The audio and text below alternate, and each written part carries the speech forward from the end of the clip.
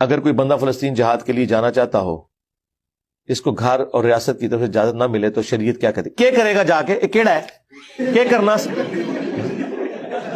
کیا کرے گا؟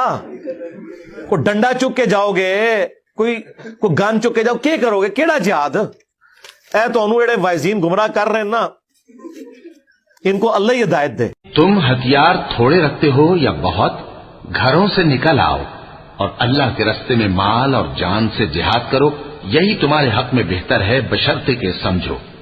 اگر مال غنیمت آسانی سے حاصل ہونے والا اور سفر بھی ہلکا ہوتا تو یہ تمہارے ساتھ شوق سے چل دیتے، لیکن مسافت ان کو دور دراز نظر آئی تو عذر کریں گے، اور اللہ کی قسمیں کھائیں گے کہ اگر ہم طاقت رکھتے تو آپ کے ساتھ ضرور نکل پڑتے۔